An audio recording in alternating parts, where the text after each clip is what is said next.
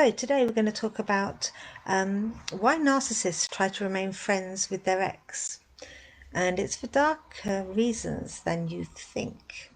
So if you've had an abusive relationship, have you ever wondered why they come reaching out to you to try and remain friends after you've broken up? But when someone who clearly did not value you during your relationship seems to show renewed interest only after things have ended.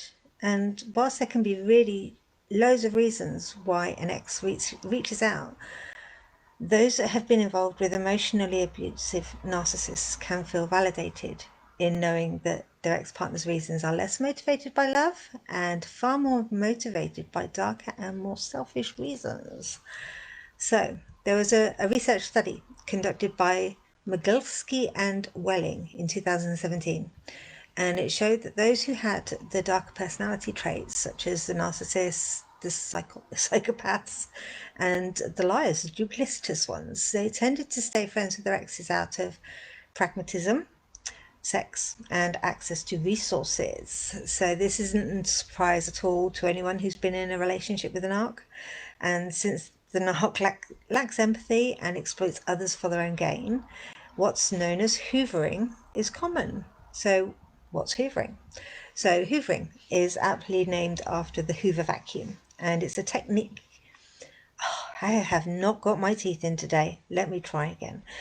It's a technique that narcissists use to try to suck their victims back into the vicious cycle of abuse and regain control, especially if you left them rather than them leave you. By remaining friends with their ex, narcs get to keep all of their former partners on a carousel of convenience, and they can create essentially a harem of people to use for sex, money, praise, attention, or whatever else they want to use them for at any time, because they've got you dangling exactly where they want you. There's a therapist, Andrea Schneider, who clarified that hoovering is the state in which a psychological abuser returns to attempt to abuse a former source of narcissistic supply. So it can come in the form of an innocent text just sent to check up on you, a missed phone call, a voicemail pleading, oh, they're so sorry, they're so sad that it all ended. Emails, an accidental run-in in places that you go to, or even through a third party. And that can be orchestrated by provocation. Sneaky narcs can hoover indirectly by posting lies about you, knowing that you are going to respond in defense, or by manufacturing scenarios in which you're likely to come into contact. These guys are clever. So hoovering is a power play. There's no doubt about it. It's a power play. And it's not an indication that they actually love you, want to be with you, can't be without you. It's not. It's a power play. And there's an expert in narcissism who has clarified that narcs hate to fail or lose, so they will do what they can to maintain some connection if they didn't make the choice to end it. They can experience narc injury when rejected by a partner and have difficulties letting it go or healing from it.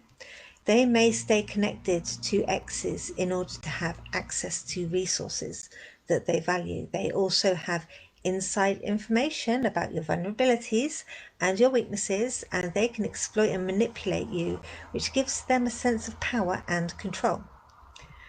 Does this sound familiar? It does to me.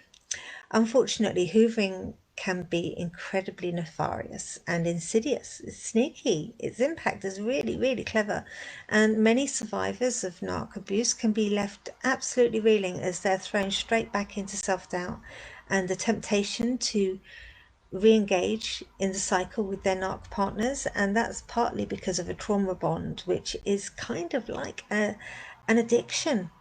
It can only be likened to say, a heroin addiction, where the ups and the downs have you kind of craving that connection, the good. It has you craving the good times because you just feel like they're there and they're just within reach. And yeah, you know what that scenario looks like. It's trauma bonding. It's Intense bonds that we form with our toxic partner in an attempt to survive our abusive experiences. And hoovering has the ability to trigger that trauma bond and unhealed wounds, bringing them to the surface and compelling us to go back to the source of the trauma as a form of comfort or survival. So this is not your fault, ladies. This is not your fault. This is a psychological problem that we know exists, that is designed, deliberately intended by your abuser to get you back in and under their control. Now, unhealthy relationships cause stronger trauma bonds. So the more unhealthy the relationship, the stronger the trauma bond, okay? And research shows that rejection by a romantic partner can create an unwavering biochemical attachment, affecting brain activity that is associated with addiction cravings, rewards, and motivation. In fact, adversity-ridden relationships can also cause similar activity in the brain as cocaine.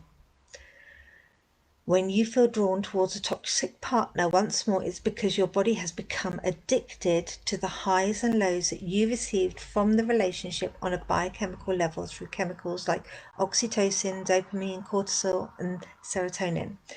Now, this is important to know, that it's creating chemical changes in your brain. This is not your fault. Okay, and I have done a live on trauma bond. Go back in the archives, look at the session on trauma bond, and it will explain it in far more detail. But what you need to be aware of is that this is not you going nuts. This is not you being weak. This is not about you being weak or frail or fragile or, deficient in some way. It's not. This is a chemical reaction. These guys know what they're doing. They do it to you because they can.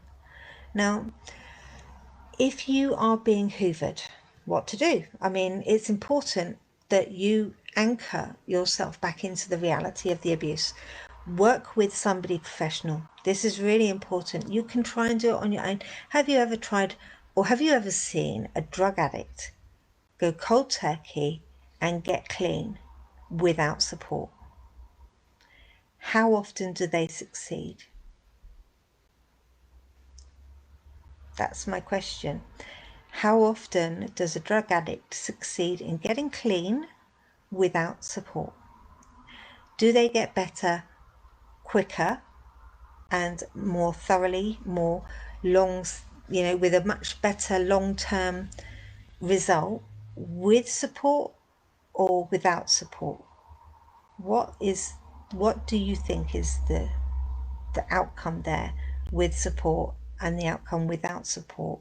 Because my perspective as a professional is that if you want to get rid of this trauma bond, if you want to recover and heal and move forward to have a relationship with somebody that is not abusive, that is not narcissistic, then you need to do the work on yourself first. And the best way to do that is with a professional.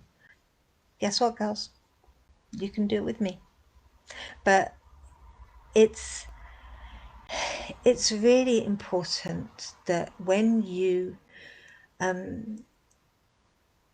ground yourself in the truth of the abuse that occurred and bring the character of your ex-partner into full clarity, it's so much easier to work on breaking that bond.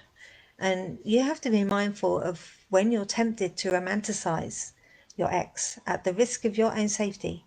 If your toxic ex is attempting to hoover and rewrite the reality of abuse, which is gaslighting, it can easily pull you back in to a toxic relationship because you start to doubt yourself. You think that maybe you over-exaggerated. Maybe it wasn't as bad. Maybe you misremembered. Maybe it wasn't as bad as that. There were good times. Yeah, there were good times. And, there was, when the good times were great. And you kind of, accept the bad times as a new normal. But it's not normal. Those bad times are not normal. And it's really important that you examine the wounds at the root of your addiction to your former partner.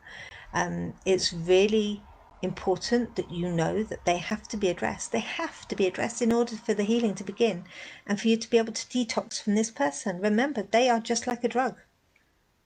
It's been proven in scientific studies that the reaction, that the abuse that these people give you is like trying to get off of cocaine, because you become addicted. And I'm sure that many of you have never even taken cocaine. I haven't, I know that much, and can only imagine how hard it is. But we see all of the time how hard, in TV programs, in reality programs, in magazines, everywhere, we see how hard it is for people to get clean and how often they relapse. Yeah? How often do we see that? And how often do we see the lives of these drug addicts go down the pan and get so bad that eventually they die? We have the same result. It gets so bad and eventually we can die, either at the hands of the abuser or as a result of the long-standing abuse making us physically ill and causing all of those stress hormones to flood our bodies, which actually starts to destroy us from the inside. It makes us sick. It makes us even sicker the longer we're in it.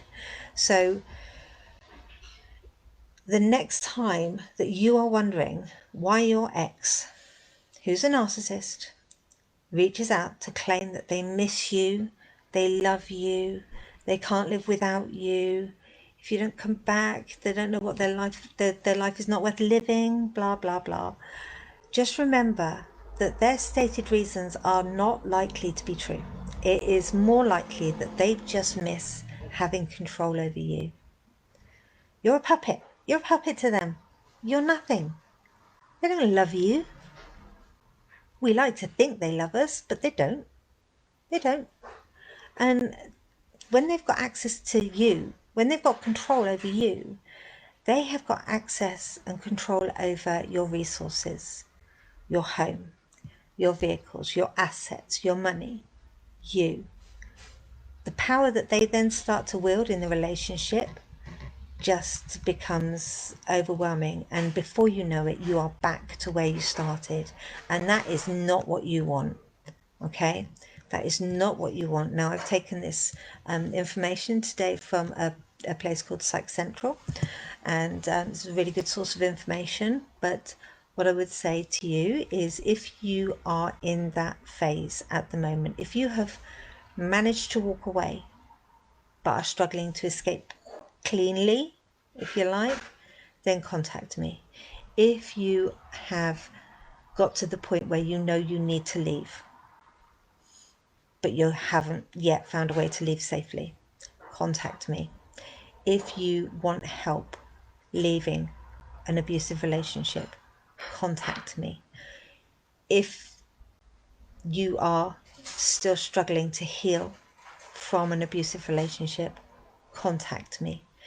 This is something that we try to do alone, and we try to do it alone because we feel that it's shameful. We feel embarrassed, we feel ashamed, we feel like we're stupid, we should have known better. How on earth did we get sucked into this? We feel guilty because we've allowed our children to witness this kind of behavior and think that it's okay. We feel guilty that we have fallen for their lies and their abuse, and we feel guilty that we're even entertaining the fact that would let them come back when everybody in our corner, all of our family and any friends we have left, are saying, no, stay away from him. And we're going, oh, yeah, but I can't live without him. Yeah. I can help you. Okay. So this is what I do. This is simply what I do. I help women leaving abusive relationships to regain their lives without getting sucked back in, without going through that hell again, and without having to struggle for years trying to navigate the maze that is leaving these people. So you can contact me through the comments here on this post.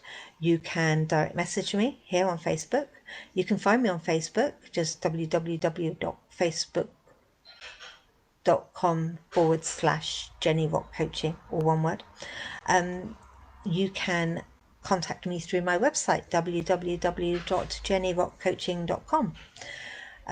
You can contact me in so many ways. Okay, so please just reach out, talk to me. I have a variety of solutions available, depending on what person needs. Okay, but it's something that we feel like we can cope with ourselves, but the truth of the matter is we can't. We can't. It's as simple as the journey for me, leaving my ex. I was with them for 15 years. It took another, I would say it took another 12 years after we split for me to start to become free. I learned the hard way. That's how I know I can help you, because I've gone through all the hard stuff. So I know how to help you avoid the hard stuff. Yeah, you don't want to take 12 years. You don't even want it to take 12 months. And I can help you do it in 12 weeks. Okay?